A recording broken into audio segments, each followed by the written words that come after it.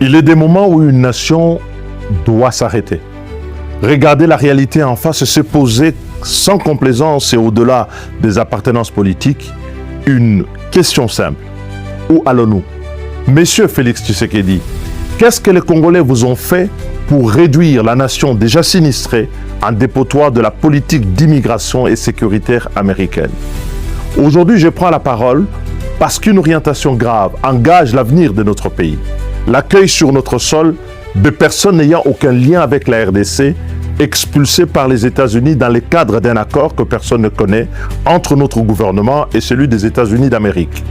Comment d'ailleurs est-on passé de l'annonce gouvernementale officielle d'un transfert temporaire d'immigrants en séjour irrégulier aux États-Unis vers désormais une discussion sur l'importation éventuelle des combattants alliés des États-Unis ayant combattu en Afghanistan sur le sol national congolais? Contrairement aux allégations gouvernementales, s'agissant justement des Afghans, ceux-ci ne souhaitent pas retourner dans leur pays, l'Afghanistan. Face au refus du gouvernement américain de les accueillir aux États-Unis, aussi bien sous la présidence du président Biden que Trump, la République démocratique du Congo deviendra pour le coup leur destination finale.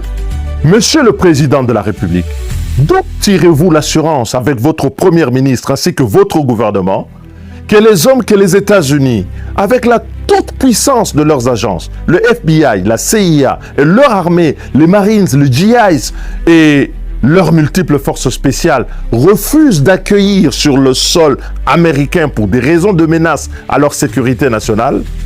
La RDC, avec son administration exsangue, les FARDC, la PNC, l'ANR, la DGM, le Conseil national de cybercriminalité parviendront par magie à gérer comme risque et menace sur le sol national congolais. Regardons notre réalité en face et avec lucidité.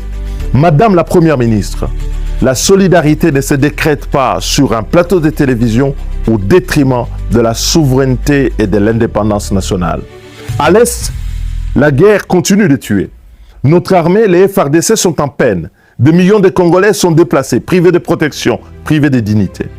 Dans plusieurs provinces, l'insécurité progresse dans l'indifférence de la justice et de la police et dans la complaisance de notre Parlement. Les Kuluna ont pris le contrôle des quartiers entiers, sèment la terreur et la désolation. Enlèvements, vols, viols sont légion. Les Mobondo et les Mbororo se sont depuis installés.